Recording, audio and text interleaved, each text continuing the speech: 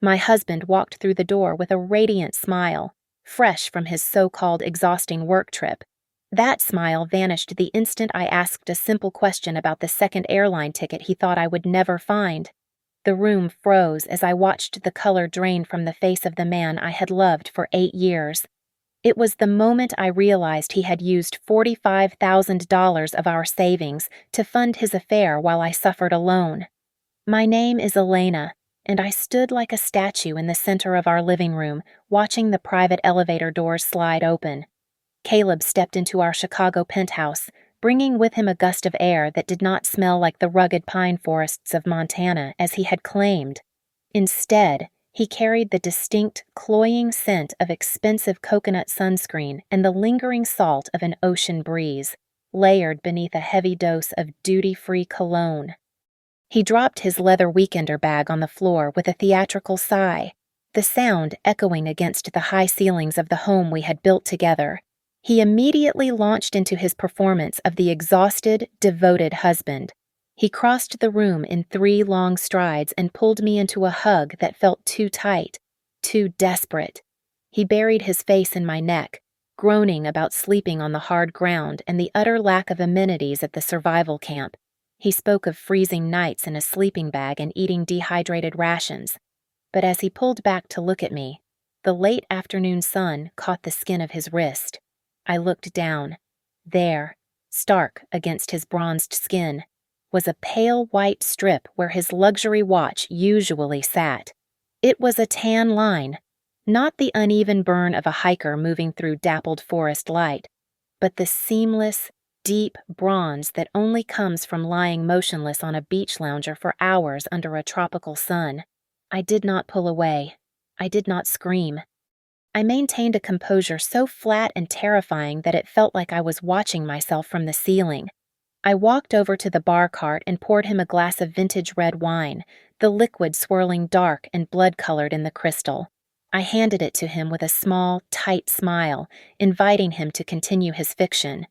Caleb took the glass, emboldened by my silence, and began to weave an intricate tapestry of lies about team-building exercises, trust falls, and the relentless mosquitoes that he claimed had plagued him for 5 days. Then came the gesture that sealed his fate. He reached into his pocket and produced a small, crudely wrapped package. It was a cheap, plastic keychain with a generic mountain range painted on it, the kind you buy in the panic of an airport newsstand 5 minutes before boarding. He handed it to me with a look that pleaded for credit, a token meant to prove he had been thinking of me while he was allegedly suffering in the wilderness. I took the cheap plastic in my hand, feeling its weightlessness. I did not say, "Thank you." I walked to the marble coffee table and set it down with a deliberate click. Then I turned and looked him directly in the eyes. I did not blink. I let the silence stretch out between us, expanding until the air in the room felt thin and pressurized. Caleb shifted his weight, his confident demeanor beginning to crack around the edges. He took a sip of wine, his eyes darting around the room, looking for a safe place to land. I waited until he swallowed, and then I delivered the sentence that would end his life as he knew it. "The trip sounds fun," I said, my voice smooth and devoid of any warmth. "But I keep wondering, who paid for the second first-class ticket in the receipt you tucked inside the travel guidebook?" The effect was immediate and visceral. It was as if I had reached out and physically unplugged the source of his energy. The charming, rugged smile vanished from his face instantly. The healthy flush of his tan seemed to drain away, leaving his skin a sickly, ash-gray color. His hand jerked, and the red wine sloshed violently over the rim of the glass, staining his fingers and dripping onto the pristine floor. He looked at me, and for the first time in 8 years, I saw primal terror in his eyes. He opened his mouth, his jaw working uselessly as he tried to form a defense. He started to stammer something about a booking error, or perhaps a ticket for a male colleague. But I narrowed my eyes, and the sharpness of my gaze cut the words right out of his throat. I did not give him the mercy of an argument. I did not let him finish his lie. I simply turned my back on him and walked toward the kitchen to get a glass of water, leaving him sitting there on the sofa, freezing in the heat of his own panic, while the ghost of who we used to be began to rise up in my memory. Standing there with the cool air of the refrigerator humming against my skin, the terror in Caleb's eyes felt like a distant reality compared to the memory that suddenly flooded my mind. My thoughts drifted back 8 years, to a time before the designer suits and the first-class tickets, back to a dilapidated public library where the heating never quite worked. That was where I met him. We were both fresh out of college, drowning in student debt and armed with nothing but cheap coffee and desperate ambition. Caleb back then was a different creature entirely. He was a young man with holes in his shoes and a fire in his belly, possessing a raw hunger to prove himself to the world. I remember our first real date, if you could even call it that. We were walking to a diner because neither of us could afford a cab, and the sky opened up. Without a second of hesitation, Caleb took off his only blazer, the one he needed for job interviews, the only asset he really owned, and held it over my head to shield me from the downpour. He walked in the freezing rain in just his dress shirt, shivering violently, but he smiled at me the whole time. That was the man I fell in love with, the man who would ruin his only good jacket just to keep my hair dry. We built our entire existence from the ground up, brick by painstaking brick. I remember the taste of the instant ramen we ate for dinner 4 nights a week, seasoning it with stolen packets of hot sauce from the cafeteria to make it bearable. I remember the drafty apartment where we had to put buckets under the ceiling when it stormed. Through it all, I was his anchor. When he wanted to quit his entry-level job at the Orion technology conglomerate because the pressure was too high, I stayed up all night helping him organize his reports. I ironed his shirts. I proofread his emails. I believed in his potential more than he believed in himself. The greatest sacrifice, however, was not the poverty but the dream I surrendered. I was a rising architect, on the verge of securing a junior associate position at a prestigious firm. But then his mother fell ill. She needed constant care, and we could not afford a nurse. Caleb was just starting to gain traction at Orion, so I made the choice. I stepped back. I quit the firm and took on low-paying freelance work so I could spend my days changing his mother's bedsheets and spoon-feeding her broth. I held her hand when she took her last breath. I remember Caleb crying at her funeral, gripping my shoulders and swearing on her grave that he would never forget what I did, that he would spend the rest of his life making it up to me. And for a while, he did. His career skyrocketed. He became the regional sales director, and the money finally started to flow. We moved out of the leaky apartment and into the penthouse. We started dreaming of a permanent sanctuary, a house by the lake where we could grow old. We opened a joint savings account that we affectionately named the Dream House Fund. I emptied my own safety net into that account, depositing every cent of the inheritance my grandmother had left me, along with every dollar I had scraped together from my freelance projects. It was not just money to me, it was our future, solidified in numbers. Our life seemed perfect on the surface, a glossy magazine cover of marital bliss. Yet, in the last year, hairline fractures had begun to appear in the foundation. Caleb started coming home late, smelling of stale office air and vague excuses. There were hushed phone calls that ended abruptly when I entered the room. And then there was the name, Sienna. At first, she was just a new hire he mentioned in passing, a funny anecdote from a lunch meeting.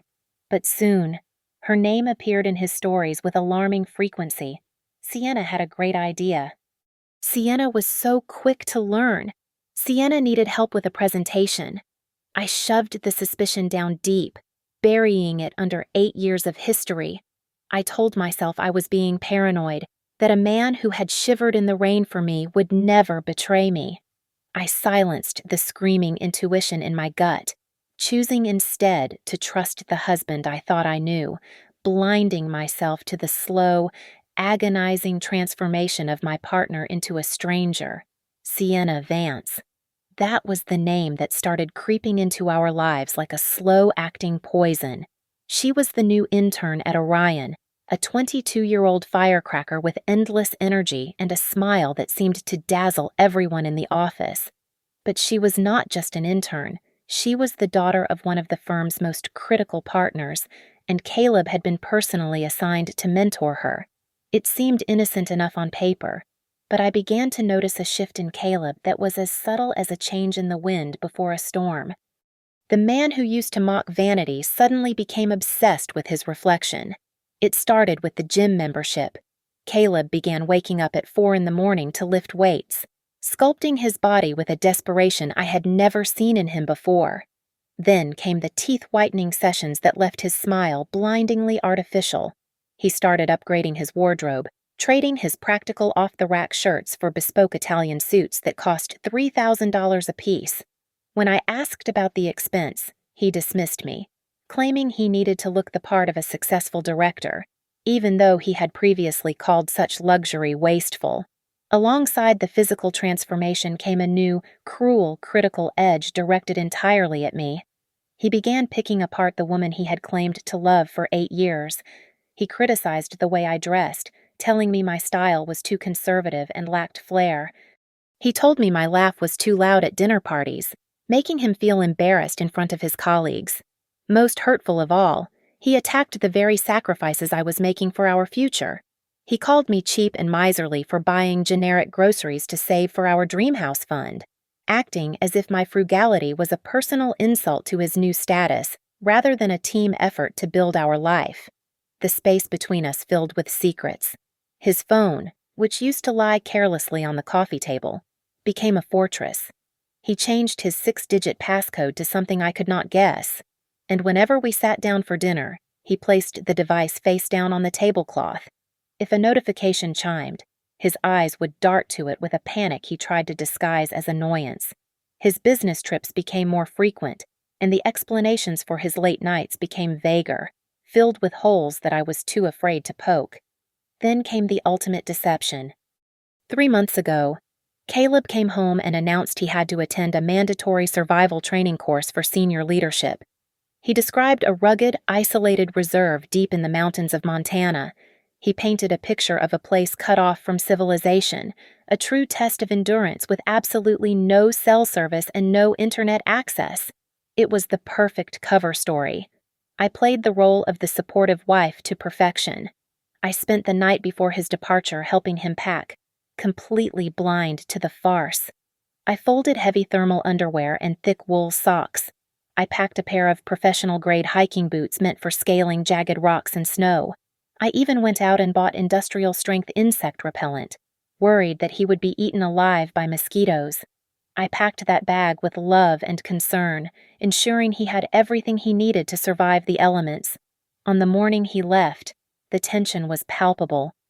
He loaded the heavy duffel bag into the trunk, but his demeanor was distant. When he turned to say goodbye, he did not hug me properly. He gave me a dry, superficial kiss on the cheek and looked at me with eyes that were already far away. His final instructions were specific and emphatic. "Do not call me," he said. "There is 0 signal out there, and I need to focus. I will call you the minute I get back down from the mountain." I stood in the driveway and waved until his car disappeared around the bend, my heart aching with worry for his safety in the wilderness. I had no idea that he never intended to go to Montana. I did not know that a few miles down the road. He pulled his car over to the shoulder, opened the trunk, and shoved the bag of hiking gear I had so carefully packed into the back corner. I did not see him pull out a hidden designer suitcase filled with linen shirts, swim trunks, and sunscreen, ready for the tropical paradise he was about to visit with his mistress. 2 days after Caleb drove away, the silence of my life was shattered by the screaming sirens of an ambulance. My mother, the woman who had been my rock when I was nothing, suffered a massive hemorrhagic stroke in her kitchen. I arrived at the hospital to find her intubated, her small, frail body almost swallowed by the machinery keeping her alive. The doctors spoke to me in rapid, terrifying sentences about intracranial pressure and survival rates, but all I could hear was the blood rushing in my ears. In a state of absolute panic, I called Caleb. I called him 10 times, 20 times, 50 times.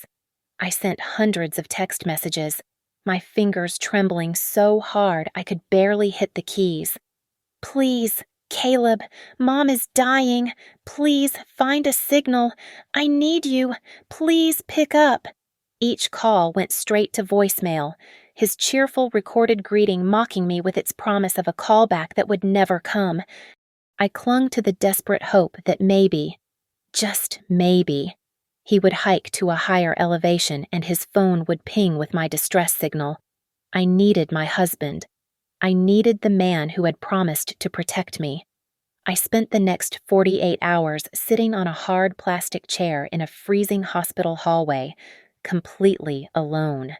I drank stale coffee that tasted like ash and stared at the door to the intensive care unit, praying to a God I had not spoken to in years. I had to sign consent forms for emergency surgery with a shaking hand, the pen slipping from my sweaty fingers, with no one there to hold me or tell me it would be okay. While other families huddled together in the waiting room, sharing their grief and strength, I sat in a bubble of isolation, wrapping my arms around myself to keep from falling apart. On the third night, a doctor finally came out with news. My mother had survived the surgery and was out of immediate danger, but the road ahead was brutal. She would need months of intensive rehabilitation and specialized care to relearn how to speak and walk. The costs would be astronomical, far beyond what her basic insurance would cover. I felt a wave of relief wash over me, followed immediately by determination. This was exactly why we had the Dream House Fund. I would drain every cent of it to save her. It did not matter. We could always earn more money. But I only had one mother. It was 3 a.m. when I huddled in the corner of the waiting room and logged into our joint bank account on my phone. I was ready to transfer the deposit for the rehabilitation center. The screen loaded, the little wheel spinning for what felt like an eternity. When the numbers finally appeared, I blinked, thinking my exhaustion was causing me to hallucinate. The balance read $0.00. I stared at the screen, my breath catching in my throat. I frantically tapped on the transaction history, my heart hammering against my ribs like a trapped bird. There it was. A single massive transfer made 2 days before Caleb left for his trip. A withdrawal of $45,000, the entire balance. The memo line simply read, "Trust investment." My mind could not process it. Investment. What investment? We discussed everything. Before I could even formulate a panic attack. My iPad, which I had thrown into my bag before rushing to the hospital, pinged with a notification. It was synced to Caleb's personal email, an account he usually kept logged out but must have forgotten in his haste. I opened the email, and my world did not just end, it incinerated. It was an automated confirmation from the airline. "Your flight has landed. We hope you enjoy your stay." Below the cheerful text was the itinerary. 2 first-class round-trip tickets to the Maldives, passenger names Caleb Sterling and Sienna Vance. I sat there in the dim light of the hospital corridor, the iPad slipping from my numb fingers. The nausea hit me so hard I had to clamp my hand over my mouth. He was not in a tent in Montana. He was not out of range. While I was signing surgery forms and begging for his help, he was sitting in a lie-flat seat drinking champagne, while my mother fought for every breath. He was spending the $45,000 intended for our future, the money that was now the only thing standing between my mother and recovery, on a tropical vacation with his mistress. The betrayal was no longer just emotional, it was a physical blow that left me gasping for air, realizing that the man I loved was not just a cheater, but a monster who had stolen my mother's lifeline. The overwhelming grief that had threatened to drown me evaporated, replaced instantly by a glacial, crystalline rage. It was as if a switch had been flipped inside my brain. The weeping wife died in that hospital corridor, and in her place rose the architect analytical, precise, and ruthless. I did not scream.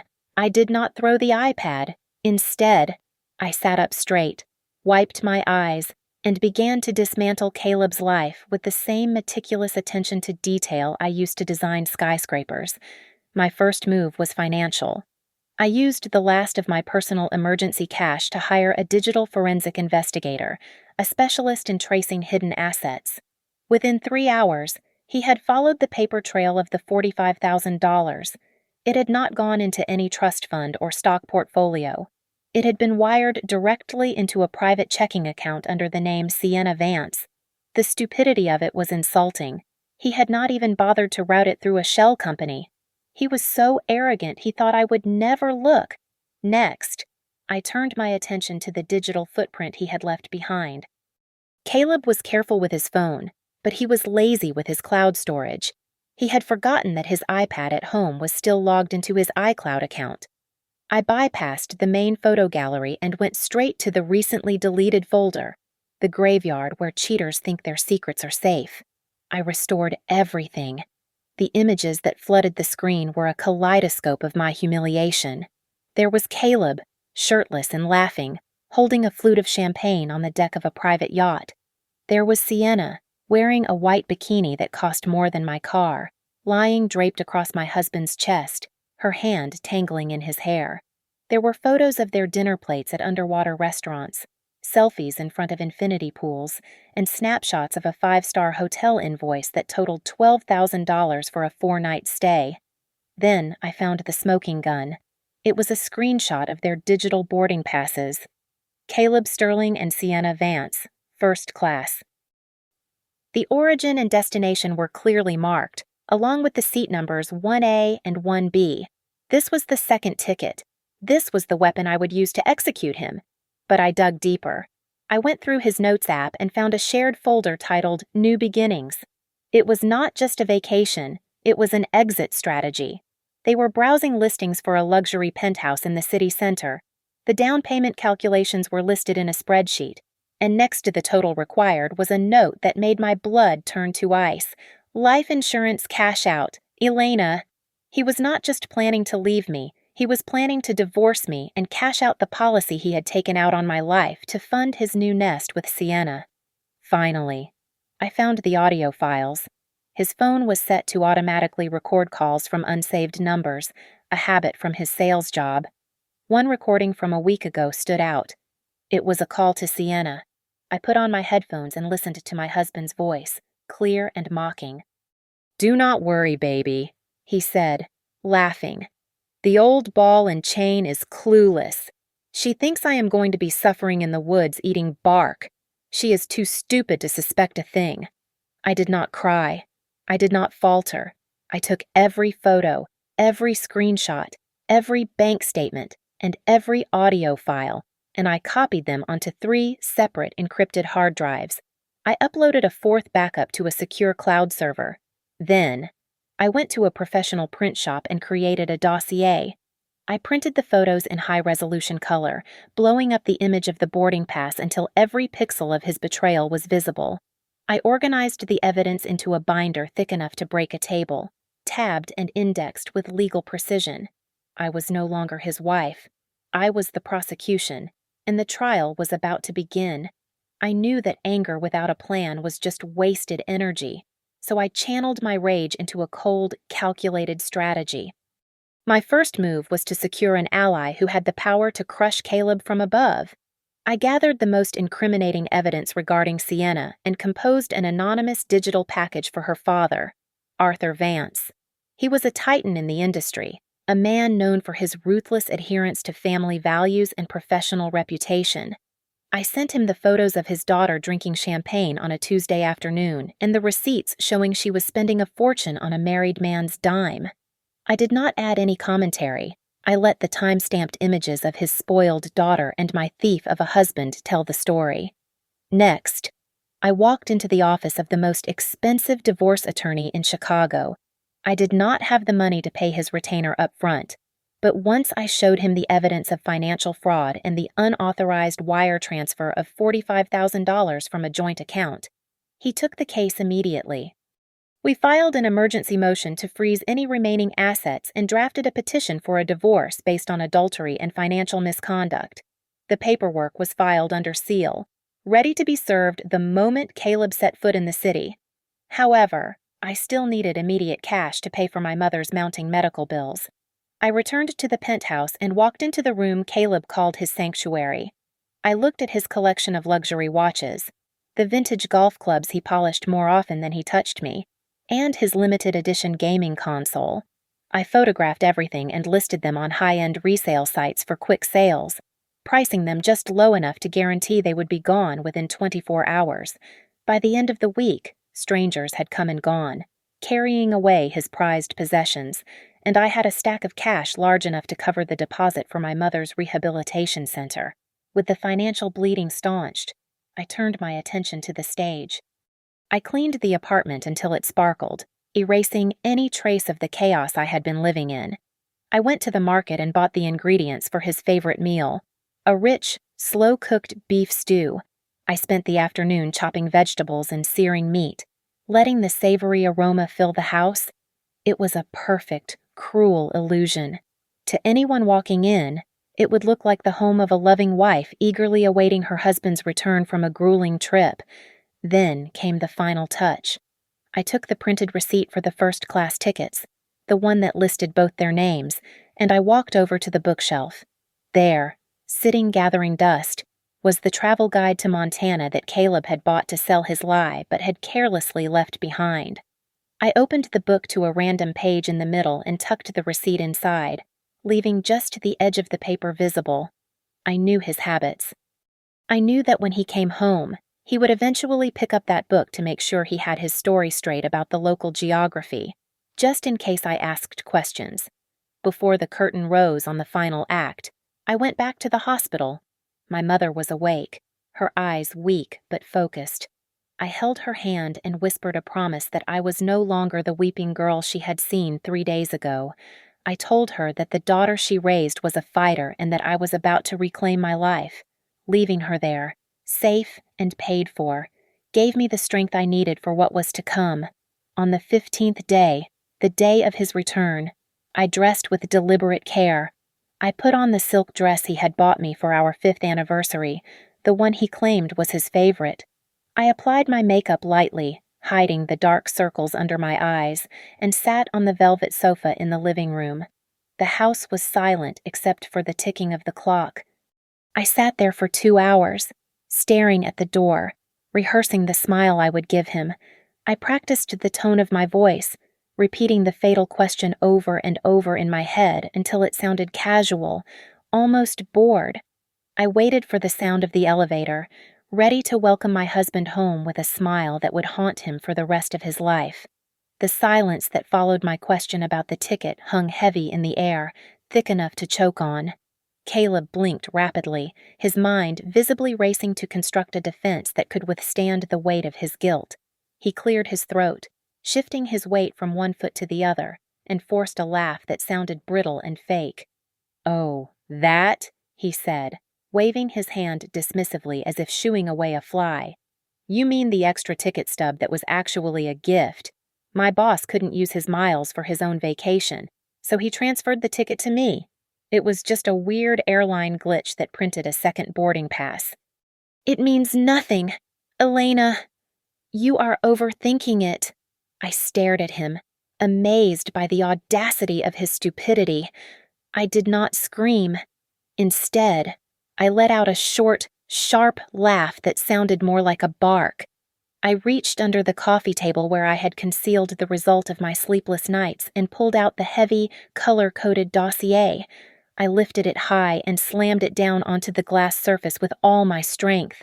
The loud crack echoed through the penthouse like a gunshot, making Caleb jump so violently he spilled the rest of his wine onto the expensive Persian rug. "So your boss gave you a romantic getaway to the Maldives for you and Sienna?" I asked, my voice rising with every syllable, cutting through his feeble lies like a scalpel.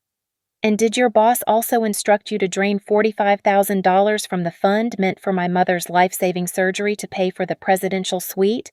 I flipped the heavy binder open to the center page with a snap. The high-resolution photo stared up at us. It was undeniable. It showed Caleb in his swim trunks, his hand resting intimately on Sienna's lower back as he applied sunscreen to her skin. They were laughing. They looked like a couple in love, without a care in the world. Caleb looked down at the image, and the blood drained from his face so fast it looked like he might faint. His tan suddenly looked like dirt against his ashen skin. His knees buckled, and he collapsed onto the floor in front of me, reaching out to grab the hem of my dress with trembling hands. "Elena, baby, please," he begged, his voice cracking into a pathetic whine. "It was just a fling. It was just a stupid mistake. It was the first time. I swear, I was stressed, and she was there, and it just happened. It meant nothing to me. You are my wife. Please, do not do this." I looked down at him, feeling nothing but revulsion. I jerked my skirt out of his grasping hands and took a step back, refusing to let him touch me.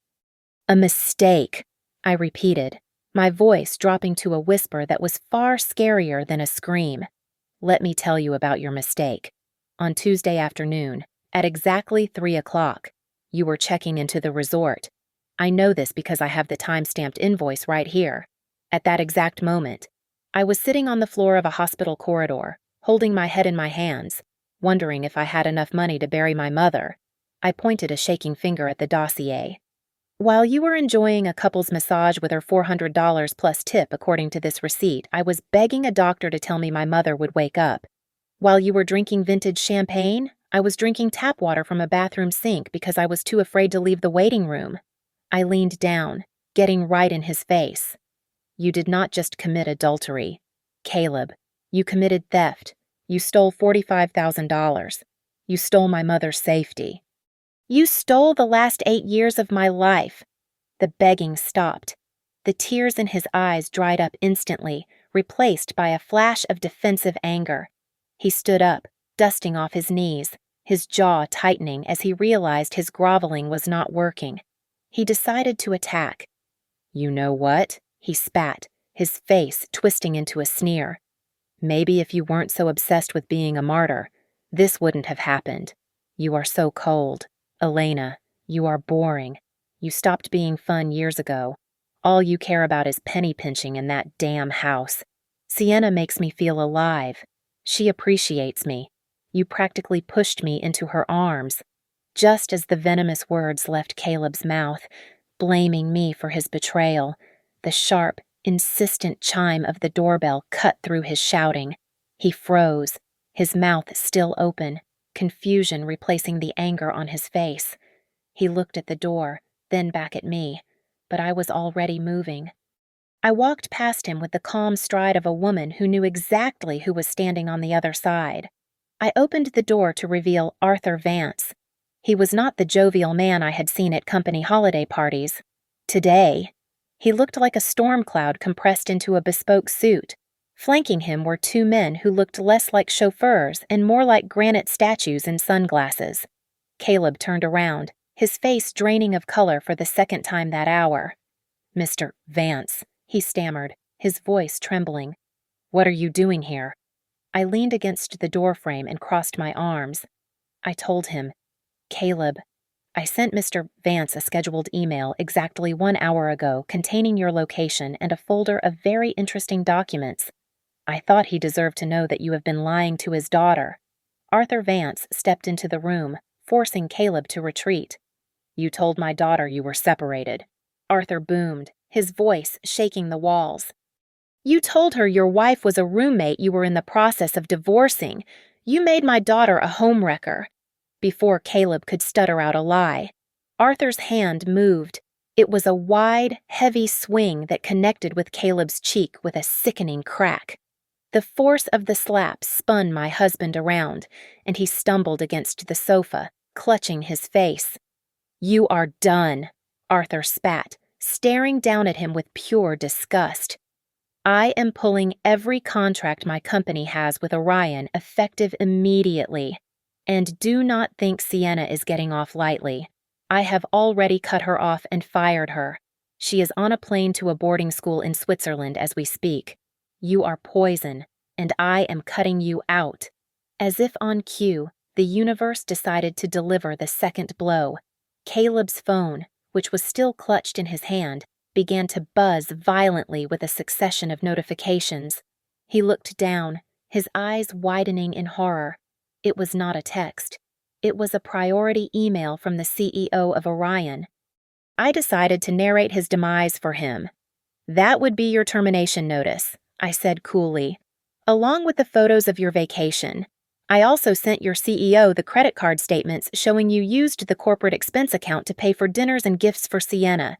That is embezzlement, Caleb. You are not just fired, you are unhireable."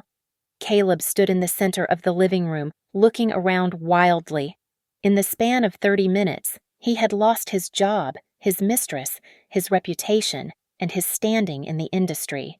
He looked at me, his eyes pleading for some kind of anchor, but he found no mercy in my gaze. "Get out," I said. He blinked. "What? This is my house." "No," I corrected him. "This apartment was mine before we met. Your name is not on the deed. It is not even on the lease agreement because I never added you. You were just a guest here, Caleb, and your stay has expired. I had the locks changed an hour ago." I pointed to the far corner of the room near the entryway. 2 small, pathetic cardboard boxes sat there. "Your things are in there," I said. He looked at the boxes, then back at the empty spaces on the shelves where his expensive toys used to be. "Where is my Rolex? Where are my clubs?" "I sold them," I replied, my voice steady. "I sold everything of value you owned to replace the $45,000 you stole from my mother. Call it a reimbursement." The reality of his total defeat finally snapped something inside him. A guttural roar of rage erupted from his throat, and his face twisted into a mask of violence. He lunged at me, his hands curled into claws, intending to hurt me, to make me pay for his destruction. He never reached me. One of Arthur's bodyguards moved with terrifying speed. He intercepted Caleb mid-stride, grabbing him by the back of his collar and the belt of his trousers. With a grunt of effort, the large man lifted my husband off the floor as if he were a misbehaving child. He marched him to the open door and threw him out into the hallway. Caleb landed hard on the carpet, sliding a few feet before coming to a stop in a heap of tangled limbs and humiliation. The bodyguard kicked the 2 cardboard boxes out into the hall after him. They tumbled over, spilling a few pairs of socks and old t-shirts onto the floor next to him. I stepped to the threshold and looked down at the man who had once promised to protect me, now reduced to nothing but a pile of trash waiting to be taken out. Caleb was not going quietly. He began pounding on the heavy oak door with his fists, screaming my name and demanding to be let back in. The noise echoed through the upscale hallway, drawing the attention of our neighbors. Doors cracked open, and faces peered out to witness the scene. The elderly couple from apartment 4B and the young lawyer from across the hall were all watching the complete disintegration of the man they had once admired as the perfect husband. He was sobbing now, alternating between threats and pathetic pleas, banging his forehead against the wood in a display of temper that he had hidden from the world for years. I unlocked the deadbolt and opened the door just a crack, leaving the security chain on. Caleb stopped screaming, his face wet with tears and mucus, hope flaring in his eyes that I had changed my mind. I did not say a word. I simply slipped the platinum wedding band off my finger. It felt heavy with 8 years of lies. I looked at him through the gap, pulled my arm back, and flicked the ring at him. It hit him squarely in the chest and bounced onto the hallway carpet, landing amidst the scattered contents of his cardboard boxes. "You know," I said, my voice steady and loud enough for the neighbors to hear. "That second ticket you bought was not just for a vacation. It was actually a one-way ticket out of my life forever. Enjoy the trip, Caleb." Before he could respond, the elevator doors at the end of the hall slid open. 2 uniformed police officers stepped out, hands resting on their belts. I had called them 10 minutes ago, right before Mr. Vance arrived, reporting a disturbance and a potential threat. Behind me, my lawyer had already handed the officers a preliminary file regarding the financial fraud, ensuring this was not treated as a simple domestic dispute. Caleb froze as the officers approached him. He tried to straighten his disheveled clothes, trying to summon some of his old charm. but it was useless. They grabbed his arms, spinning him around to cuff him for disorderly conduct. As they marched him toward the elevator, he looked back over his shoulder at me. The arrogance was gone. The anger was gone. All that remained was the hollow, crushing realization of a man who had gambled everything on a lie and lost. He looked at the warm light of the apartment he was leaving, then at me, and for the first time, I saw true regret. But it was not regret for hurting me. It was regret for getting caught. When the elevator doors closed, cutting Caleb off from my view, I turned back to the living room where Arthur Vance was still standing. The rage had left his face, replaced by the weary look of a father who had cleaned up too many of his child's messes. He looked at me with a mixture of pity and respect. He apologized for his daughter's role in destroying my marriage, though we both knew Caleb was the architect of this disaster. Then, he made an offer. He wanted to keep his family name out of a messy court battle. He proposed a settlement to cover the stolen funds if I agreed to a quiet divorce without dragging Sienna's name through the press. I looked at him and did the math. I did not want a long legal war. I wanted my mother to live. I told him I would accept, but only if he paid double the amount Caleb had stolen. $90,000. Enough to replace what was taken, pay for the best rehabilitation center in the state, and give me a cushion to restart my life. Arthur did not blink. He agreed immediately, transferring the funds via his mobile banking app right there in my living room. After he left, taking his bodyguards with him, I stood alone in the entryway. The hallway was quiet again. The neighbors had retreated. The police were gone. I reached out and gripped the handle of the front door. I pushed it shut firmly, listening to the heavy thud of the wood sealing me in. I turned the deadbolt, then the top lock, then the chain, click, click, slide. The sound was the most beautiful music I had ever heard. I leaned my forehead against the cool wood of the door and breathed in the silence. The air in the apartment felt lighter, cleaner, as if the toxins had finally been purged. My home was empty of him, and for the first time in months, it felt completely full. I expected to weep until my throat burned, mourning the marriage that had just died, but the tears did not come. The fire that had consumed my life for the last 2 weeks had finally burned itself out, leaving nothing but cool, gray ash. The fire that had consumed my life for the last 2 weeks had finally burned itself out, leaving nothing but cool, gray ash. Standing there in the silence, I did not feel empty. I felt incredibly, strangely light. It was the weightlessness of a survivor who had finally dropped the heavy burden she had been carrying up a mountain for someone else. I walked into the kitchen where the bottle of vintage red wine still sat on the counter, uncorked and breathing. It was the bottle Caleb had opened to celebrate his lie, the wine he intended to drink while mocking my intelligence. I picked it up, smelling the rich notes of oak and berries, and walked to the sink. I tipped the bottle upside down. The dark liquid spiraled down the drain, a river of expensive deception disappearing into the sewer where it belonged. I watched until the last drop fell, then rinsed the sink with hot water. I did not need his wine. I did not need his toast. I poured a glass of cold tap water and drank it, and it tasted sweeter than any vintage he had ever bought.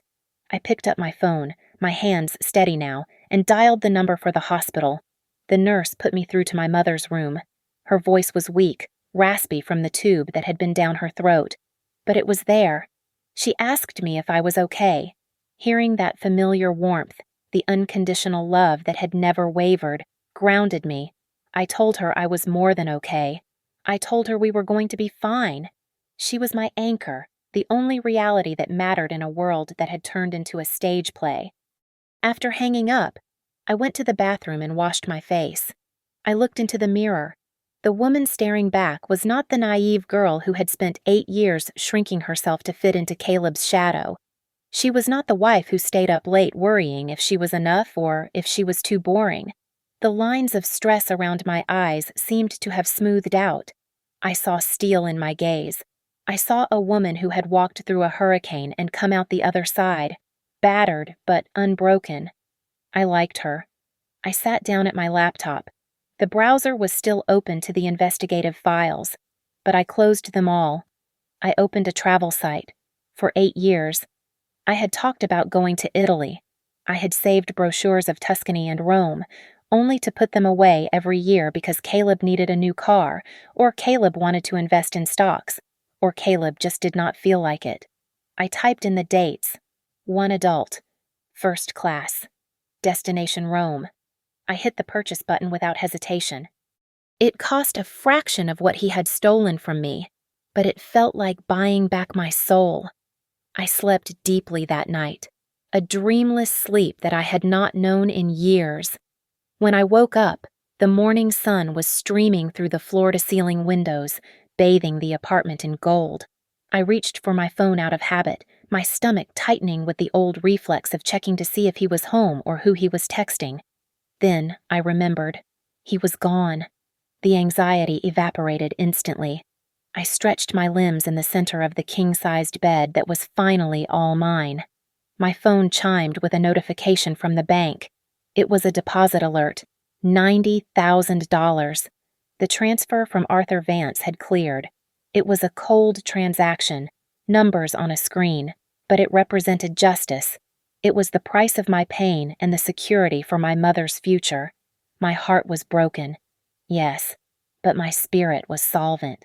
Justice had been served, even if the cost was the life I thought I knew. I made a cup of coffee, strong and black, and stepped out onto the balcony. The Chicago wind was biting, a sharp chill that stung my cheeks, but I welcomed it. It felt real. I looked out over the city skyline, the steel and glass glittering in the light. I took a sip of the hot coffee and felt a smile tug at the corners of my lips. It was not the polite smile of a dutiful wife. It was not the forced smile of a woman trying to keep the peace. It was the wild, untamed smile of freedom. Caleb had bought a ticket to leave me, but I was the one who finally decided the ultimate destination of my life. Thank you so much for listening to my story. I would love to know where you are tuning in from, so please leave a comment below and share your thoughts on Caleb's karma. If you enjoyed this story, please make sure to subscribe to Lily Revenge Stories, like this video, and hit that hype button to help more people hear this story.